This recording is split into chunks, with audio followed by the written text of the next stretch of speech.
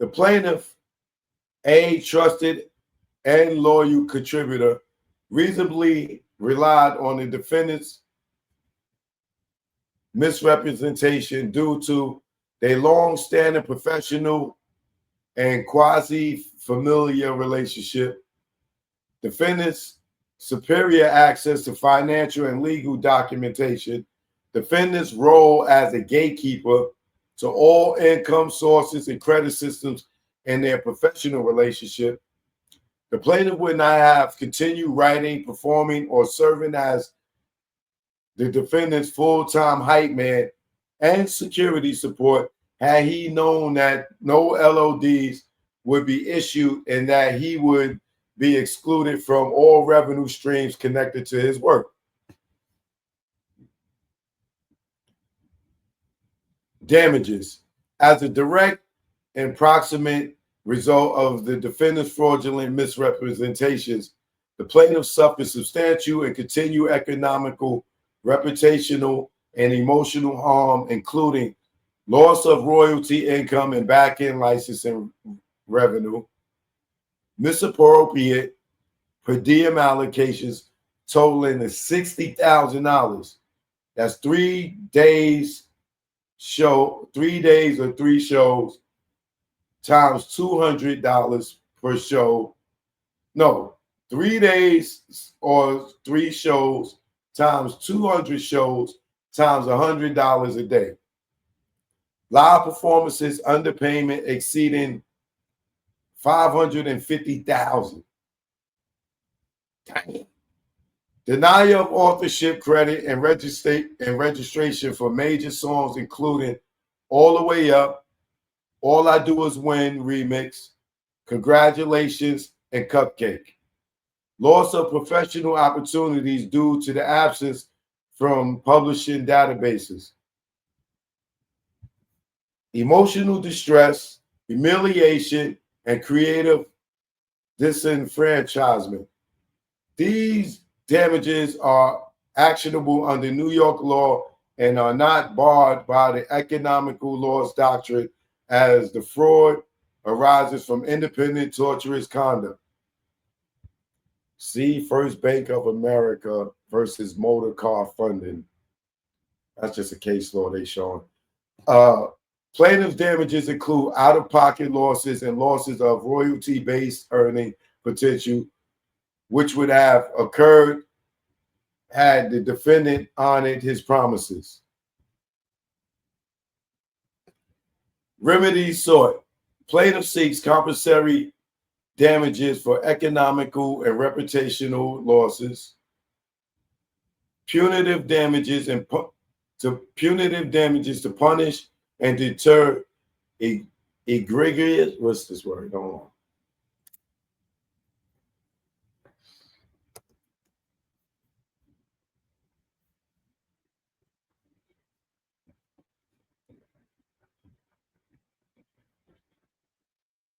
Egregious, outstandingly bad, or shocking. Egregious. Punitive damages to punish and deter egregious, intentional fraud, prejudgment interest at 9% per annum under CPLR 5001 and 5004, equitable tolling under CPLR 213 based on defendant's active concealment.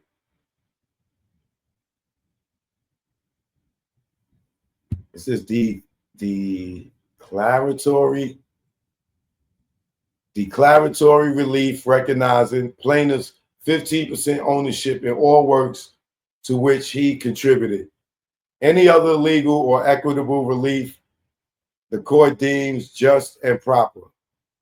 Count 7, Civil Rico, Racketeering, Influence, and Corrupt Organization Act. This thing got the Civil Rico, bro. Better be happy this ain't a criminal Rico.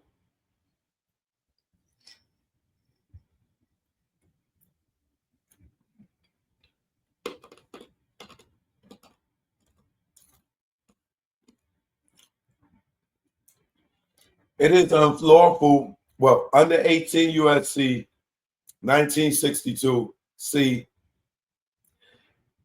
it is unlawful for any person employed by or associated with any enterprise engaged in or the activities of which affect interstate or foreign commerce to conduct or participate directly or indirectly in the conduct of such enterprises affairs through a pattern of racketeering activity.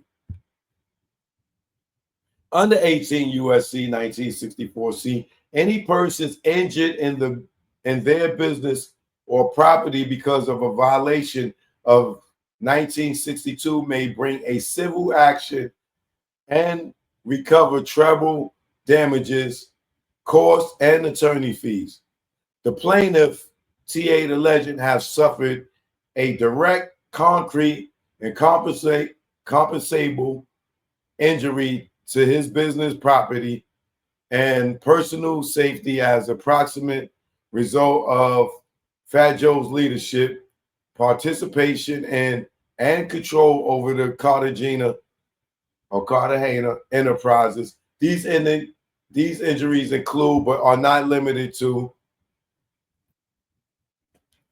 the systematic theft of the plaintiff's royalty entitlements, including back-end publishing and licensing revenue derived from songs he co-authored and performed on, the underpayment of wages and touring compensation, as plaintiff was paid a fraction of what was contractually allocated for his services, the permanent erasure of the plaintiff's authorship and performance credits, resulting in professional blacklisting and reputational damage across the music industry, emotional trauma and psychological distress stemming from years of coercion, exploitation, and silencing by the defendant and his agents, credible threats to the plaintiffs, including enterprise orchestrated attempts to lure him into a violent ambush for speaking out-of-pocket costs for legal counsel,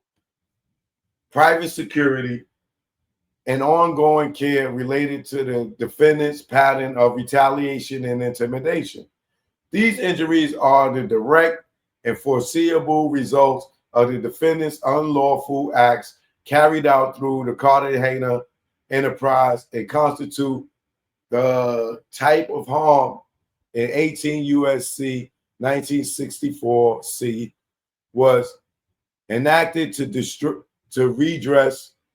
The plaintiff, therefore, has statutory standing to pursue all remedies available under Rico, including treble damages, attorney fees, and equitable relief. The Cartagena enterprise. Defendant Joseph Antonio Cartagena, aka Fat Joe, in conjunction with his trusted associates, Pete Pistol P. Torres, Richard Rich Player Jaspita, I don't know how to pronounce his last name, Jaspita, and others known and unknown, directed and operated an association, in fact, enterprise within the meaning of 18 USC 1961-4, the enterprise, the Cartagena Enterprises. The Cartagena Enterprises existed from at least 2000 through the present, and its activities affected interstate and foreign commerce, including through the concert touring, merchandise and sales, drug distribution, retail transaction, music performances, publishing, retail sales, sex trafficking of minors, and the use of social media and telecommunications.